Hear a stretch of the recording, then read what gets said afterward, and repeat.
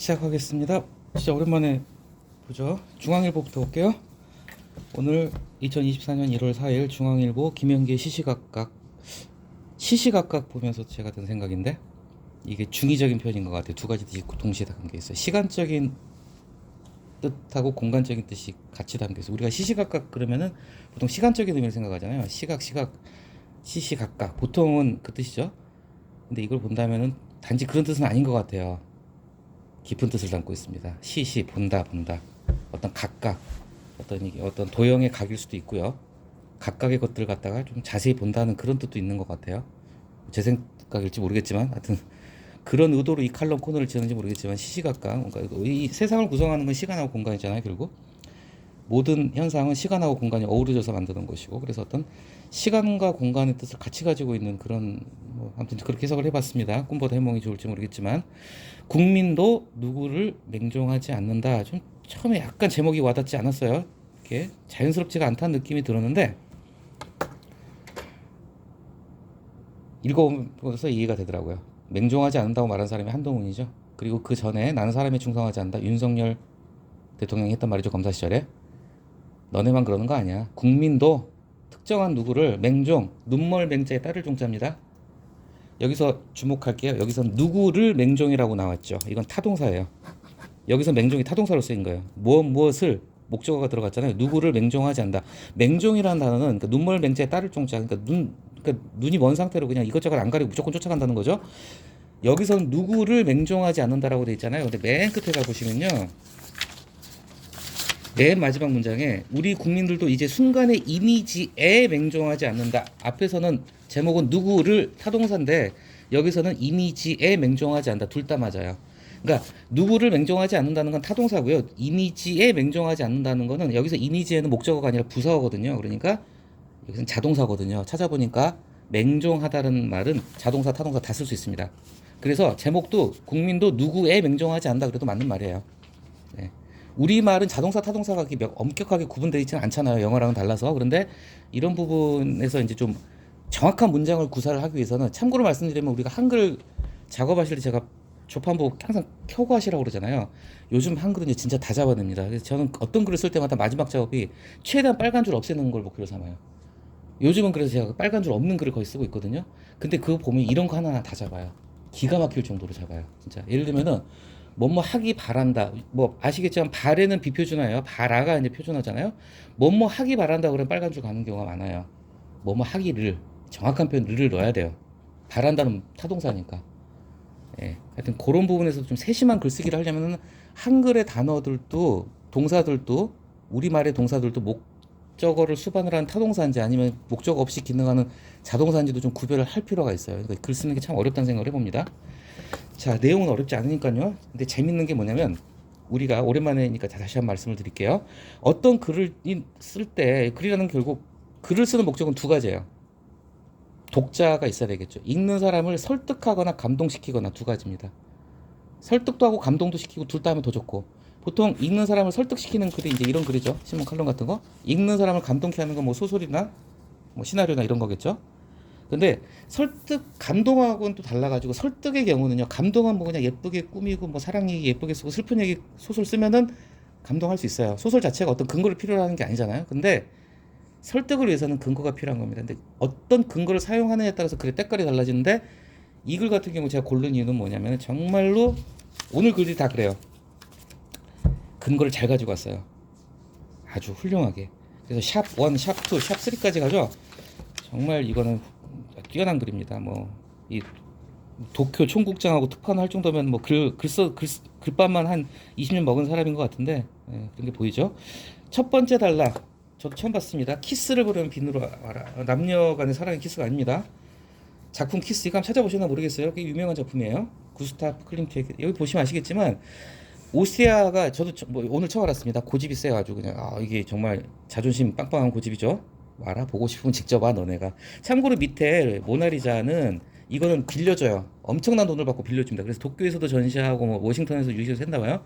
저는 올해 이제 4월달에 유럽 파리 갔을 때, 루브르 박물관을 갔을 때 제가 이 모나리자를 직접 봤어요. 진짜 거짓말 좀 못해서 그림이 요만해요. 이거 하나 보자고, 보면 별것도 아니에요. 보자고 30분을 갖다 줄 서요. 거기 소매치기 조심해야 돼. 나중에 혹시 가시게 되면 거기서 그 모나리자 그 줄 서 있을 때 그거 팔리다가 다 털려요. 예? 예. 정확히 A4 6장 합친 크기라는데 진짜 가면 좀 실망스러워요. 우리가 아는 그런 어차피 그림은 다 알잖아요. 되게 조그매요. 아무튼 자 여기서 모나리자 얘를 이제 이것도 그냥 훌륭한 거야. 클린트의 키스를 보려면 오로지 거기서만 볼 수 있게 무조건 여기 와. 보고 싶으면 니네가 와. 안 오면 뭐 보고 싶지 않으면 오지 말든가. 비교를 한 거죠. 모나리자랑. 모나리자는 여기저기 다 빌려준단 말이에요. 엄청난 돈 받고 빌려줍니다. 그냥 빌려주는 거 아니에요. 자, 이뿐이 아니다. 그러면서 살을 하나 더 넣어요. 많이 들어보셨겠죠. 카라얀. 여기서 뭐 좀 잘못됐어요. 전 세계 음악 팬으로부터 역사상 가장 위대한 지휘자. 제가 이쪽에 조금 관심이 있어서 아는데요. 카라얀을 싫어하는 사람이 더 많아요, 사실. 대중적으로 인기가 많고 카라얀이 그 백발의 사진 보면 아실 거예요. 굉장히 막 좀 이쇼맨식 강하고 카리스마도 강하고 그래서 이렇게 좀 카라얀이 좀 이름이 많이 알려졌고 하는데 진짜 음악 애호가들은 카라얀 까는 사람들이 더 많아요. 이건 여담이고요. 근데 카라얀은 오스트리아 출신이지만 정작 오스트리아는 짤즈부르크 생기까지 국기를 달지 않는다. 나치당에 가입했다는 이유에서다. 역시 오스트리아답죠. 깐깐한 거죠. 짤즈부르크 하니까 또 예, 여기도 제가 자랑삼아 직접 가봤습니다. 짤즈부르크에는 정작 모차르트 생가가 있죠. 그 노란색 벽으로 돼가지고 별거 아니거든요. 보면 그냥 집인데 모차르트 생가는 엄청나게 관광지로 개발을 했어요. 오스트리아에서. 근데 카라얀 생가는 국기를 안 단다고 합니다. 자, 다소 고지식하게 느껴질 정도로 원칙에 충실하다. 근간을 바꾸지 않다. 근간은 뿌리 근자에 줄기 간자예요. 뿌리와 줄기, 그러니까 어떤 기둥, 밑바탕이라는 거죠. 근간, 밑바탕하고 똑같은 뜻이고요.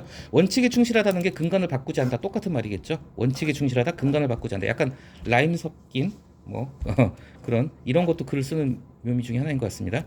자, 아시겠지만 오스트리아가 중립국이에요. 영세 중립국입니다. 어느 한쪽 편을 들지 않아요. 근데 여기서 우리가 한 가지 배워야 될 게 뭐냐면 오스트리아가 중립국으로서 스위스나 오스트리아가 중립국으로 인정을 받는 걸 갖다가 우리가 생각했을 때 여러 가지 뭐 얘기하면 너무 긴데요.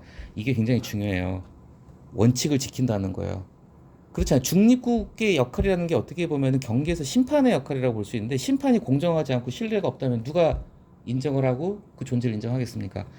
원칙을 지킨다는 거죠. 절대 작품을 안 빌려주고 카라얀 나치당에 가입했으니까 절대 생각에 굳게 안 달고 이런 원칙을 갖다가 똥꼬집을 피니까 이것에 대한 신뢰가 생기는 거고 그래서 오스트리아가 정치적 중립국으로서 굉장히 큰 힘을 스위스도 마찬가지지만 발휘한다는 거겠죠. 자, 원칙과 공정에 대한 신뢰 얘기 나왔고요. 자, 그 다음에 오타니 쇼헤이 많이 들어보셨을 거예요. 굉장히 지금 전 세계에서 인류 역사상 전 세계에서 야구 제일 잘한다는 남자입니다. 일본 오타니 쇼헤이. 근데 이거는 혹시 아시나 모르겠지만 실제 이건 실화예요. 자, 정말 얼마인지 가늠도 안 되는 돈이에요. 엄청난 돈에 이제 10년 계약을 했는데 3%만 받고 과로가 웃기죠. 그래도 어마어마하다. 97%를 후보로 받겠다고 했어요. 참고로 말씀드리면 오타니가 왜 전 세계적으로 인기냐면요. 이렇게 돈이 많고 보통 운동선수들 같은 경우 뭐 황의조 얼마 전에 그 황의조 사건도 있었잖아요. 지저분한 짓 하고 좀 딴짓거리하고 마약하거나 여자 문제가 복잡하거나 하여튼 그럴 수가 있는데 오타니가 정말 인성부터 시작해가지고 바른 생활생활이에요. 깨끗하대요. 그리고 야, 보통 일이 아니죠. 그 돈 가지고 우수한 선수 스카우트 해와. 난 10년 뒤에 받을게. 이거 아무리 돈이 많아도 이거 쉽겠어요 이게. 엄청난 거죠. 예, 진짜 오타니답다. 예. 투타를 겸비한 이도류가 아시는 분은 아시겠지만 오타니는요 투수도 하고 타자도 합니다. 보통 프로야구에서 투수 타자 같이 하는 경우가 없어요. 예.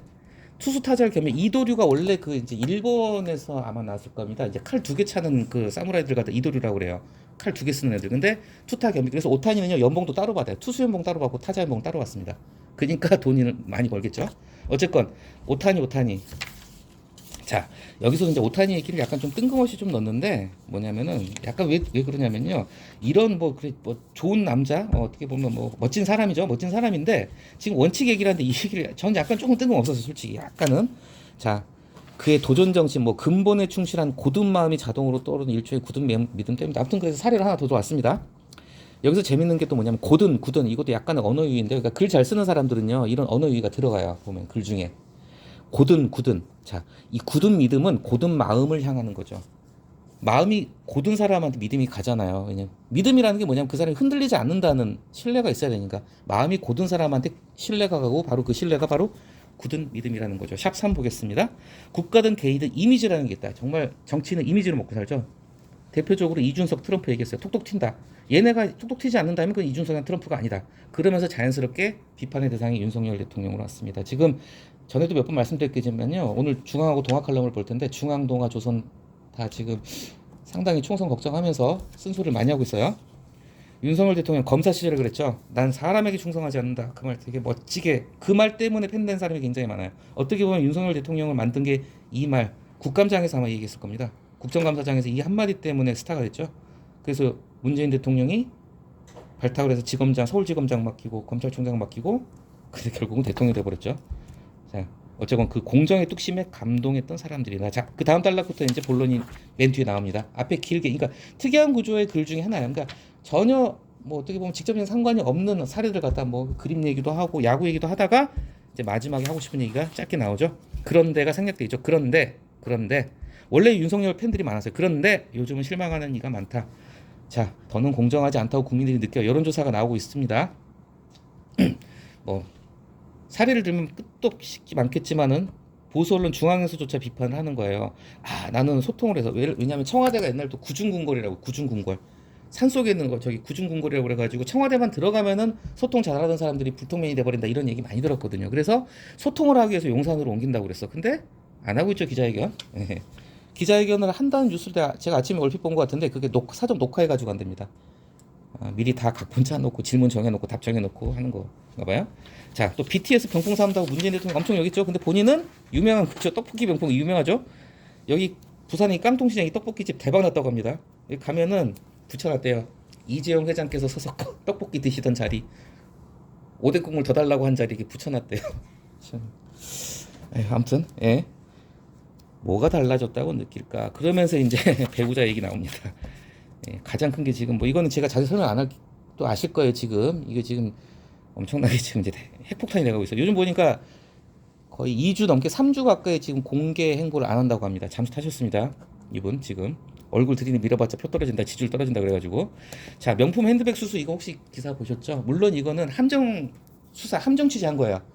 일부러 백 받는 디오리아나 샤넬이나 아무튼 백 받는 장면을 갖다 찍으려고 몰래 몰카 찍은 거 쉽게 해서 몰카 찍었는데 몰카 딱 걸려들어 버린 거예요. 그냥 받은 거죠. 그리고는 왜 돌려주지 않았냐고 막 야당이 공격하니까 보관하고 있다고 하더라고요. 네, 아무튼 이 명품 핸드백 수수도 지금 나 뜨겁죠. 중앙에서조차도 이거 문제라고 보는 거예요.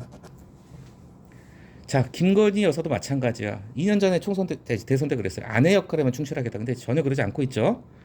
자 그러면서 참 불쌍하게 이효리가 왜 여기 소환됐을까. 그리고 이럴 때 조차라는 표현을 갖다 쓴 거는 조금 이효리 입장에서 기분 나쁘겠죠. 그쵸?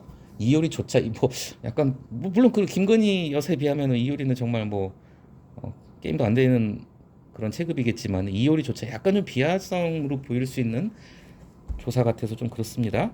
11년 만에 상업 광고 출연 이런 약속했는지 전 몰랐어요. 근데 뭐 뒤집었대요. 자 그 이유를 갖다 예능 프로에 설명했는데 찾아봤어요 제가. 상업 광고 출연 안 한다고 했는데 다시 하게 된 이유 다시 가수로서 활동을 하고 싶은데 품질 높은 뮤직비디오를 만들고 품질 높은 잘하는 실력 있는 백댄서 그룹을 쓰고 뭐 어쩌고 하려면 돈이 많이 들어가서 어쩔 수 없이 광고를 다시 찍었다 뭐 이런 얘기 하더라고요. 근데 어쨌건 이효리가 근데 이런 부분 있잖아요. 좀 아시겠지만 이미지가 털털하고 솔직하고 거짓이 없잖아요. 그러니까 대중들이 많이 좋아하잖아요. 근데 이효리를 가져온 건 좋은데 왜 이효리 조차라 저라면 기분 나쁠 것 같습니다. 제가 이효리라면 이해를 얻고 못 얻건 다음 문제고 뭔가 해명을 하고 설명을 했는데 그것도 안 하고 있다. 그랬죠. 그리고 마지막 기승전 한동훈. 자 한동훈 요즘 가장 핫한 인물입니다. 인기 좋아요. 지금 팬더 오늘 광주 내려갔는데 빨간 마스크를 쓴 사람들이 옆에서 경호를 해가지고 화제가 됐더라고. 방금 전에 본 뉴스인데 이 빨간 마스크가 뭐냐면 국민의힘 당원 중에서 이제 한동훈 열성 지지자들 그 이재명의 개딸들이 버금가는 열성 지지자들이 이제 경호를 위해서 호위무사를 자처하고 빨간 마스크 약간 무서웠어요. 빨간 마스크 계단 아시죠? 예. 예. 뭐 이게 멋진 말들 했습니다. 자 법 앞에 예의는 없어야 되면 뒤에 나옵니다 다시. 자 이건 악법이다 이 특검법 간단하게 말씀드리면요. 한동훈 장관이 이제 비대위원장 되고 이제 정치판에 들어온 딱 그 순간쯤이었을 거예요. 이제 이 특검 간단히 설명드리면 이 특검은요 지금 국민의힘 입장에서는 이거 받기도 그렇고 안 받기도 그렇게 되는 거죠. 거부권 행사에도 고민이고 안 해도 고민이고 지금 어떻게 보면 진짜 완전 외통수에 걸려들었어요. 특검 여기 나오지만 국민의 70%가 거의 뭐 많은 데는 70%가 넘더라고. 70 몇 프로가 특검 거부권 행사하면 안 된다. 법 앞에 예외 없어야 된다. 윤석열 대통령이 그래서 대통령 된 사람 아니냐. 똑같이 김건희 특검 받아야 된다. 옛날에 김대중 아들들 다 특검 받았어요. 노무현도 정확히 기억 안 나. 측근 비리가 해서 특검 결국은 거부권 갔었지만은 받았고 다 특검 받았는데 이거 거부한다는 건 배우자잖아요. 또 배우자. 그러니까 이 정말 완전 외통수에 걸려들었습니다. 근데 특검을 갖다 거부하면 국민들이 지지율 떨어지겠죠. 국민들은 화가 날 거예요. 근데 특검을 랭큼 받았다. 자, 일단은 1차 지금 가결됐는데 이제 거부권 행사를 하잖아요. 그러면요. 제일 요구하는 게 민주당이 이제 타이밍을 잡고 있어요. 민주당은 최대한 늦게 할 겁니다. 선거 때 들어가서. 특검을 하게 되면요. 실시각으로 이제 매일매일 이제 기사가 터져 나와요. 이제. 주가 조작부터 시작해가지고 다 나옵니다. 그러면은 그야말로 총선은 말아먹는다고 지금 이제 국힘에서 저기 용산에서 보고 있는 거예요. 특검을 받을까 말. 근데 한동훈 장관이 처음에 비대 정치판에 들면서 처음에 뭐라고 그랬냐면요. 총선 이후라면 특검 받겠다고 한 거예요. 그러니까 선거에 영향을 주면 안 된다는 거죠. 특검이 선거에 영향을 주는 건 반대다. 총선 이후로는 받겠다. 근데 비하인드 뉴스로 나온 게 뭐냐면 그날 이제 윤석열 대통령이 대로 했답니다. 극대로 해가지고 이제 한동훈한테 전화해가지고 이제 뭐라고 했겠죠. 윤석열 대통령은 총선 이후라도 받을 수 없다는 입장인데 왜 네 마음대로 그래가지고 한동훈 장관 지금 말 바꿨어요. 악법이라서 못 받겠다. 지금 이런 논리로 가고 있습니다. 그 판단 각자한테 맡길게요. 자, 어쨌건 간에 뭐 누구도 맹종한 적이 없다. 맹종이라면 여기서 나온 거죠. 윤 대통령을 연상케 한다. 뭐 정제 어쩌고 저쩌고. 자, 다만 이제 시작일 뿐이다. 자, 정치는 말 한마디에 그냥 골로 갑니다. 단번에 못 이룰 수 있다. 자, 좋은 표현이에요. 길에는 야수와 지뢰가 난무한다. 정치라는 게 그래요. 길에는 짐승들하고 폭탄이 깔려 있습니다. 가시밭길, 꽃길, 외통수길 모릅니다. 자, 무엇보다 이제 우리 국민들도 순간의 이미지, 한동훈 장관 같은 경우는 정말 좀 참신한 이미지로 지금 짜잔 하고 등장을 했는데 그거 날아가는 거 한 방에 날아갈 수 있다. 조심하세요. 그런 뜻으로 보시면 될 것 같습니다. 그래서 한동훈 장관에 대한 비대위원장이죠. 비대위원장에 대한 칼럼 하나 봤고요. 이 다음 글도 공교롭게도 한동훈인데 제가 한동훈이라서 고른 게 아니라 첫 번째 글 고르면서 제가 야구 얘기 들어봤는데 여기도 또 야구 얘기가 나오기를 골라봤어요. 근데 또 한동훈하고 같은 글인데 이 글도 상당히 좀 잘 쓴 글입니다. 우리가 재밌는 게요. 모든 스포츠는요. 생각을 해보세요. 농구나 배구나 탁구나 구기 종목은요. 대부분요. 제가 알기로는요. 공격하고 수비가 동시에 이루어지는 스포츠들이에요. 축구도 그렇잖아요. 축구에서 공격 타임, 수비 타임 따로 있는 거 아니죠. 야구만 유일하게 공격하고 수비를 나눠서 합니다. 전반전 후 여기 1회 말, 1회 초, 1회 말 이렇게 나눠가지고 야구만 유일하게 공수가 확실하게 딱 구분된 스포츠예요. 또 한 가지 재밌는 게 이건 제가 한 말이 아니라 김재동이 한 말이에요. 그 개그맨 김재동. 모든 구기 종목 중에서 공이 아니라 사람이 들어와야 점수 들어가는 종목은 야구뿐이라고 해요. 그렇죠? 주자가 홈으로 들어와야지 점수가 나니까. 예. 아무튼 야구가 그래서 이제 좀 재미나고 특이한 스포츠인데 야구에 빗대서. 근데 이 글도 잘 썼어요. 정말로. 저는 첫 문장, 첫 단락에서 감동을 했는데 자, 일단 뭐 9회 말 야구 좀 아시죠? 자, 9회 말 2사 말루예요. 여기 하나 추가하자면 9회 말 투아웃 투 스트라이크에다 말루 상황이다. 한 방이면 역전할 수 있는 상황이다. 그러면 그때 무조건 쳐야 된다는 거예요. 그때 무조건 쳐줘. 왜냐면 서 있다가 스트링 상진 당하니까. 자, 어떤 그런 비장함을 얘기를 하고 있는데 그 다음 단락에서 깜짝 놀랐습니다. 보통 이제 그 전에 YS, DJ, 뭐 JP 이런 식으로 이니셜을 많이 땄잖아요, 정치인들을. 근데 이제 이게 이제 없어졌어요. 이제 뭐 노무현 이후로는 이제 이니셜 따가지고는 뭐 이명박 대통령 때 MB까지는 많이 썼던 것 같은데 그네라고 우리가 KH는 안 썼잖아요. 많이 없어졌는데 이제 그건 사라졌어요. 근데 자, 한동훈 DH, 동훈이면 DH예요. 근데 이 DH가 데지그네이티드 히터, 지명타자하고 똑같다는 거. 이거 어떻게 직접 찾은 건지 원래 딴 데 있었던 건지 모르겠지만 이런 걸 갖다 생각이 났다는 기가 막힌 거예요, 진짜. 이건 그러니까 그러니까 이런 게 정말 좋은 글입니다. 지명타자가 뭐냐면 혹시 야구랑 안 친하실까봐 말씀드리는데 모든 야구 선수는요 투수 빼고 다 합니다. 투수 빼고 공격 수비를 다 해요. 그러니까 자기 공격 때는 자기 찬스 때문에 방망이 들고 나가서 때리고 수비 때는 글러브 끼고 나가서 공 잡아요. 그런데 지명타자는요 수비 안 합니다. 지명타자 딱 보통 이제 4번 타자 다음에 위치하거나 3번 타자 보통 5번 타자로 많이 들어가는데 지명타자는 뭐냐면은 그냥 때리기만 해야 돼. 보통 덩치 큰 애들이 합니다. 수비 안 되는 애들. 예. 수비 안 되는 애들이 합니다. 여기 다 설명 나왔죠? 자, 한 위원장이 타석에 들어선지. 그러니까 타석에 들어선다는 표현도 우리가 굉장히 잘 쓰는 표현인데 딱 잘 맞아 떨어지게 표현을 썼어요. 야구에 맞춰가지고 지명타자 한동훈 드디어 들어왔어. 근데 뒤에 나오겠지만 지명타자답게 한동훈 너 공격은 그럴싸해 보이는데 수비 조금 더 불안해하고 이렇게 지금 쓴소리 하는 거예요. 자, 뭐 공개 고피를 늦추지 않고 굉장히 또 이게 제가 보니까 한동훈 장관이 이게 굉장히 좀 워딩이 좋아요. 굉장히 뭐랄까 국회의원들한테 공격을 당하면서 절대 밀리지도 않죠. 밀려나지도 않고 그러니까 사람들이 열광을 하는 거예요 지금. 예. 어쨌건 뭐 그래서 뭐 이래저래 뭐 이재명을 중대범죄 어쩌고 다 읽어 뭐 아무튼 예 이랬죠. 자 이제 공격 수비 얘기가 여기서 나옵니다. 이제 하나, 둘, 셋, 네 번째 단락. 한 위원장은 선수 구성도 공격력에 치중했다. 그래가지고 뭐 누구 다 이렇게 맞춤형으로 딱딱딱딱 선정을 했는데 첫 단추부터 좀 삐끗했어요. 그 누구죠? 이름 갑자기 생각 안 나네요. 그 노인네들은 빨리 돌아가셔야 된다라는 그 말도 안 되는 개소리. 이건 개소리 맞아요. 명예훼손으로 고소해도 좋습니다. 노인네들은 빨리 돌아가셔도 좋다는 그런 개소리를 한 사람을 갖다 앉혀가지고 지금 그 사람 하루 만에 퇴장을 했죠. 예. 여당 내부에서조차 제 실수 안 할 줄 알았는데 왜 저럴까? 자, 이제 수비력으로 드디어 나왔습니다. 아까 말씀드렸지만 김건희 여사 특검법에 대한 이제 거부권 문제가 이렇게 시끄러울 때 한동훈 장관이 아까도 말씀드렸지만은 시기상 정략적으로 이용당할 수 있으니까 총선 끝나고 하자 이래버린 거예요. 근데 그 말 갖다 주워 담았어요. 바로 다음 날. 악법이니까 안 된다고. 예. 그러니까 여기서 지금 벌써 약간 삐그덕, 약간 스텝이 꼬였다. 아, 그렇죠. 그 얘기를 한 겁니다. 그 다음 단락 멋진 표현이죠. 정치는 공격 때도 수비 때도 정치는요 결국 칼 들고 싸우는 거 아니잖아요. 말이 무기다. 맞습니다. 정치는 진짜 말이 무게, 말이 무게. 그런데 수비에선 주춤하는 모양새다. 법 앞에서 예의가 없다 그러더니 이제 비대위원장 되고 나서 악법이다. 공식 입장도 안 내고 김건희란 표현은 피하고 자 국민의힘에선 김건희 특검이란 말 절대 안 씁니다. 도이치 특검이라고 그래요. 자, 뭐 하여튼 이런 말 하는 거. 그래서 지금 보수 언론조차도 그럼 안 되는데 하고 좀 이제 고민을 하는 거예요 지금. 자, 그 다음 달라. 이때 이제 비공개 의총에서 이때 뉴스를 제가 봤는데 진짜 격론이 붙었다고 합니다. 지금 우리 당을 살릴 사람은 한동훈밖에 없다는 의견과 쟤 나와봤자 윤석열 아바타다. 지금 이 대통령 인기는 저 계속 바닥으로 떨어지고 있는데 효과 없을 것이다. 그래서 격론이 맞붙었는데 어쨌건 윤 대통령의 의중이 반영됐다. 왜 의중이 윤 대통령의 의중대로 갈까요? 결국 공천권을 쥐고 있으니까 국회의원들은 다 그냥 아무튼 자 스포츠 명언 전 솔직히 오늘 처음 봤는데 진짜 멋진 말입니다. 공격은 팬을 부르지만 수비는 우승컵을 가져준다. 공격은요 팬을 부르지 말거든. 왜냐면 화끈하고 뭔가 멋있어 보이니까. 근데 진짜로 이기려면 수비를 잘해야 된다는 거죠. 그게 제일 중요합니다. 수비는 우승컵을 가져. 이거 정말 멋진 말입니다. 야 이것도 진짜 기가 막혀. 이게 내가 봤을 때 이 박훈상 정치부 차장 야구 좋아하는 사람이에요.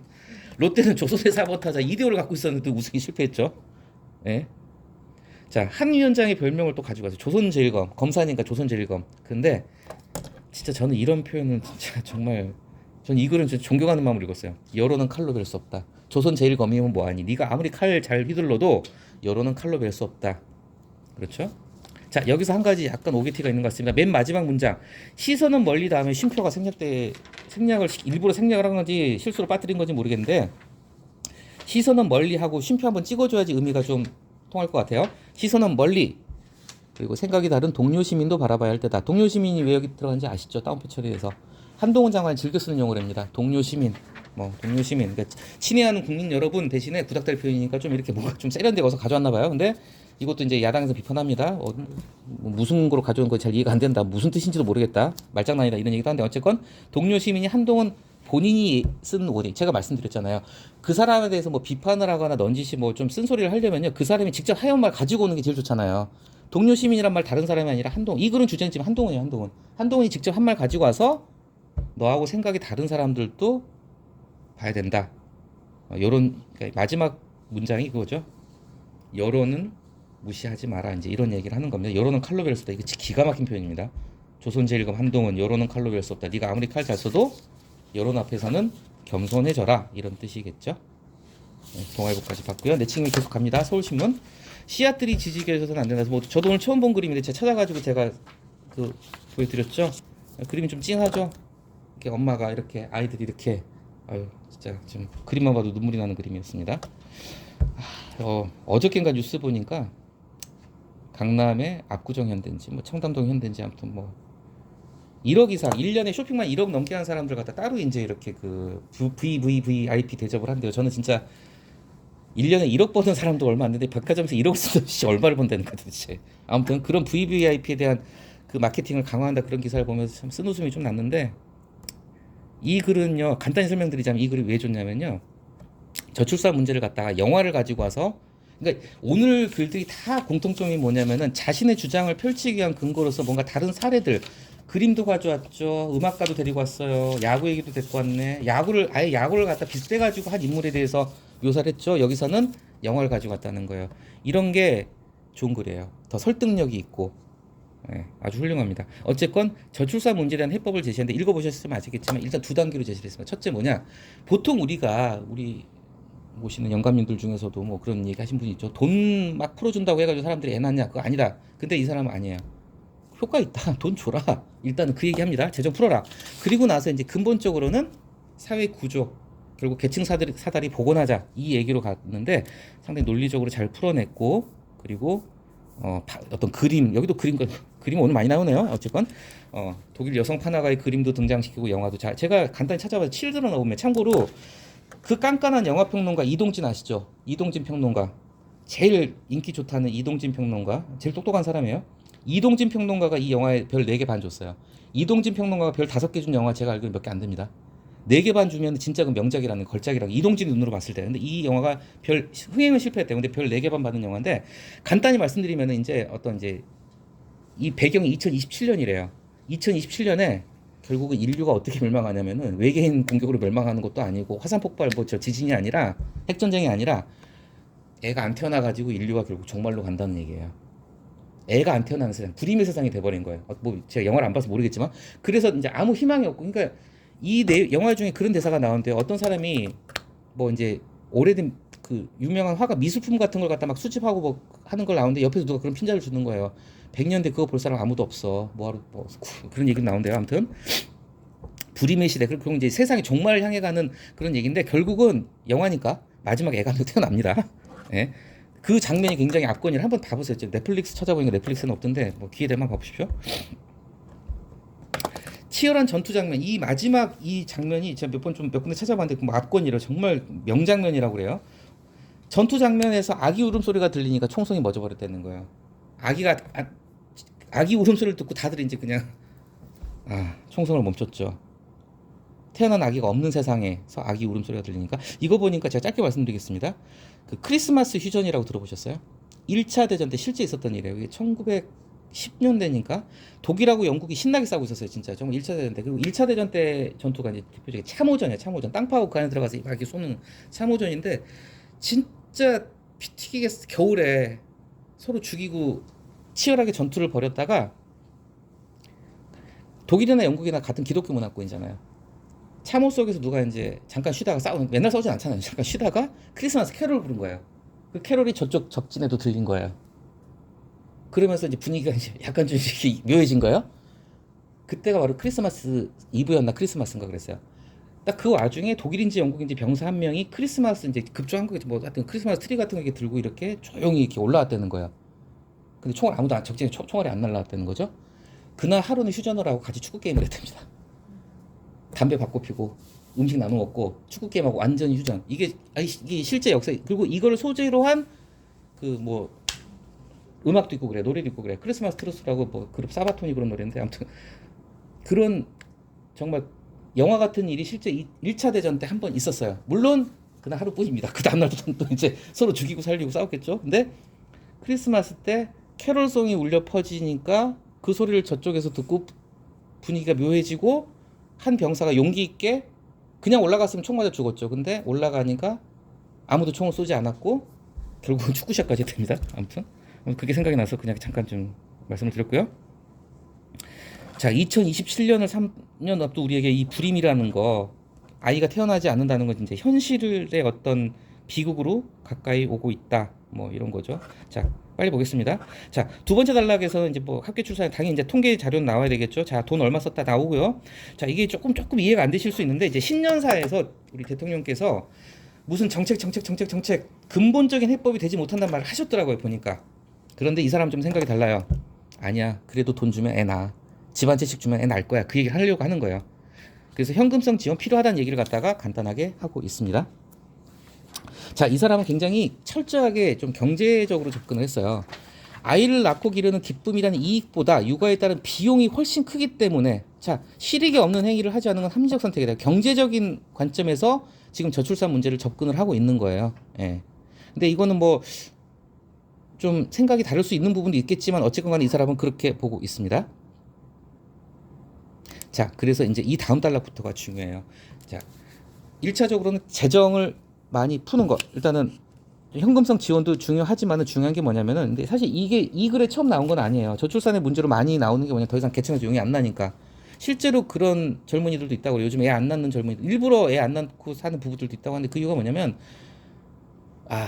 지구 온난화, 뭐 핵전쟁, 아무튼 이 험난한 세상에 왜 애를 낳느냐, 그 애한테 불행을 주고 싶지 않다, 뭐 이런 얘기를 하는 사람도 있다고요. 어쨌건 근데 계층을 오갈 수 있는 사다리가 지금 이미 없어져 버렸잖아요. 그 사다리를 복원시켜야 된다는 얘기를 갖다 하고 있습니다. 다 읽어보셨을 테니까 제가 이제 빨리 하겠습니다. 첫 번째, 그래서 무엇보다 단순히 내가 먹고 살만하다고 애 낳는 건 아니다. 여기 중요하죠. 다운표 안 들어가죠. 우리 아이는 나보다 더 나은 삶을 살 것이라는 기대가 있어요. 계층 이동 사다리의 복원, 희망의 복원. 자, 좀 좋은 표현입니다. 한강이죠. 우리나라가 눈부신 성장을 할 수 있었던 거는 개천에서 용나는 사다리. 예. 얼마 전에 원희룡 장관 얘기 말씀드렸죠. 제주도 가난한 집에서 태어나가지고, 근데 학력고사 수석하고 사법시험 수석해가지고 결국 지금 장관까지 하고 계세요. 도지사도 하고요. 자, 개천에서 용난 그렇게 가난한 집. 근데 지금은 가면 갈수록 가난한 집에서 태어나면은 계속 가난합니다. 좀 슬프게도 지금 그런 현실이 됐어요, 진짜. 예. 이제 약간 이 글은 좀 현학적입니다. 좀 어려운 글들 막 가지고 왔어요. 뭐 아무튼 뭐 읽어보시고. 하지만 그렇죠. IMF 때 저는 이거 동감합니다. IMF를 거치면서 계층 사다리가 무너져 버렸어요. 예. 이 계층 사다리가. 그러니까 내가 가진 게 없이 태어나고 우리 집이 찢어지게 가난해도 내가 열심히 하고 내가 공부 열심히 하면 뭐 어디 뭐 좋은데 의대 갈 수 있고 법대 갈 수 있고 뭐 하고 판검사 할 수 있다. 이런 게 교육에 있어. 특히 교육에 있어서 계층 사다리가 이미 무너져 버렸다는 거예요. 왜냐? 교육에서 부익부 빈익빈이 더 심각해졌거든요. 대치동 학원에서 한 달에 몇백짜리 수업 듣는 애들을 따라갈 수가 없다고 합니다. 현실적으로. 예, 뭐 그런 시대가 왔어요. 그래서 무슨 프랜시스 후쿠야마까지 동원해 가면서 굉장히 좀 뭐 현학적으로 썼습니다. 한번 읽어보시고요. 마지막 문장이 좀 그렇습니다. 만인에 대한 투쟁만이 남은 이 각박한 사회, 각박한 걸 넘어서가지고 진짜 먹고 살기 힘든 사회가 돼버렸어요. 아이를 낳을 수도 키울 수도 없게 된 그런 환경이 돼버렸다는 거죠. 그래서 이 계층 사다리를 복원시켜야 된다. 그래서 은근히 오세훈 칭찬을 합니다. 서울신문 보수 언론인 거 제가 말씀드렸죠. 약자회동 뭐 어쩌고 저쩌고 오세훈 칭찬을 좀 해주고요. 그리고 중간에 나오죠. 대규모 재정을 투입하는 것도 중요하지만 그것보다 더 중요한 게 뭐냐? 계층 사다리 복원해야 된다. 그래서 이제 그 다음 단락에도 계속 나오고요. 계층 사다리 복원을 해야 된다. 같은 얘기를 좀 반복했습니다. 뒤에서 두 번째 단락, 계층 사다리 복원은 우리 사회가 당면한 가장 큰 과제인 저출산과 저성장을 동시에 해결할 과제다. 그리고 이제 마지막 단락에서 이제 글을 좀 멋있게 마무리하려면 이제 이런 식으로 결론을 지을 때 어떤 책의 어떤 글의 일부를 인용을 한다든지요. 뭐 영화나 이건 이제 영화로 시작해가지고 그리고 이제 그림으로 끝났는데 그 씨앗들이 이겨져서는 안 된다. 그렇죠. 이렇게 갔습니다. 저는 근데 이제 요 글을 보면서 조금 생각을 해본 게 또 한 가지를 좀 그러니까 계층 사다리도 중요하지만요. 저출산을 극복하려면은 자 계층 사다리는 뭐냐 올라간다는 거예요. 내가 지금 바닥에 있지만 내가 올라가서 좀 잘 살 수 있기를 바란다는 그런 성공에 대한 갈망에서 어떤 계층 사다리. 근데 전 좀 다른 각도의 생각을 해본 게 또 한 가지 필요한 게 뭐냐면은 사회 안전망도 필요하다. 그러니까 올라갈 수 있게 사다리도 있어야 되지만은 떨어져도 최소한 죽지는 않는 안전 그물망은 있어야 된다. 그렇죠? 안전 그물망, 어떤 사회복지 시스템이라고 할 수 있겠고 안전 그물망. 그러니까 꼬라박아도 내가 최소한 그러니까 산입에 거미줄은 안 치는 세상을 만들어야지 그래 애를 낳을 거 아닙니까? 그렇죠? 그런 것도 좀 필요하다는 생각을 같이 해봤고요. 또 한 가지는 저출산 저는 이제 이런 생각도 해봤어요. 이 글은 철저하게 어떤 경제적인 관점에서 저출산 문제를 갖다가 비용 대 편익의 관점에서 접근을 했는데 저는 이게 사람들의 인식 자체가 많이 바뀌어졌다는 생각이 들어요. 가면 갈수록 이제 명절 때 차례 안 지냅니다. 부모님 제사도 안 지내요. 성묘 이제 이런 거 안 가요. 다 저기 이제 제주도 가지. 그죠? 인천공항 가죠. 어떤 핏줄에 대한 어떤 족보에 대한 어떤 대를 잇는다는 것에 대한 집착이 이제 사라져가는 거예요, 점점.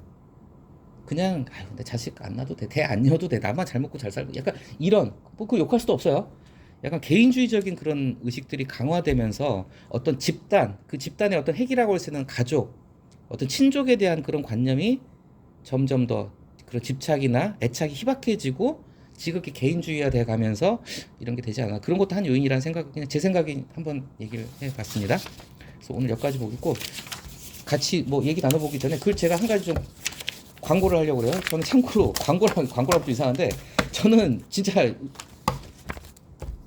제가 지금 소개해드리는 이 뭐 매체하고 저하고 아무 관계 없습니다. 진짜요?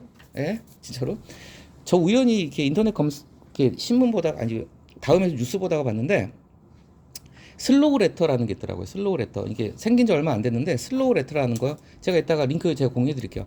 슬로우 레터가 뭐냐면은 하루 동안의 뉴스를 갖다가 제가 말로 설명드리는 것보다 직접 한번 보시는 게 나을 것 같아요. 한번 송샘 치고 한번 구독 신청 한번 해보세요. 돈 드는 거 아니에요, 절대. 그 메일 구독 신청을 하면 코리아 메일 주소 넣으시면요 아침마다 7시쯤에 딱 옵니다. 그 읽어보시면요 정말 잘 썼어요. 약간 제가 봤을 때는 약간 진보적인 시각이 조금 무게감이 가 있긴 한데 그날 그날의 칼럼, 사설, 뉴스들을 갖다 핵심을 갖다가 굉장히 이해하기 쉽게 다 짚어줘요. 이거 굉장히 좋습니다. 천천히 읽어도 하루 읽는데 한 10분, 15분이면 돼요. 근데 저는 이것만 읽으면 바쁠 때 이것만 읽으면요 따로 인터넷 기사 안 봐도 될 정도로 우리가 공부하는 칼럼 사설도 좀 좋은 칼럼들, 좀 눈여겨봐야 될 칼럼들, 그 칼럼의 좋은 문장들 갖다 이거 백문이 불여일견이라고 한번 보시면 좋을 것 같아요. 제가 이따 링크 보내드릴 테니까 한번 속는 셈 치고 돈 안 들어요 절대. 이메일 구독 신청을 한번 해보세요. 아침마다 날라오거든요. 보시고 마음에 드시면 계속 보시고 마음에 안 드시면 구독 취소하시면 돼요. 예.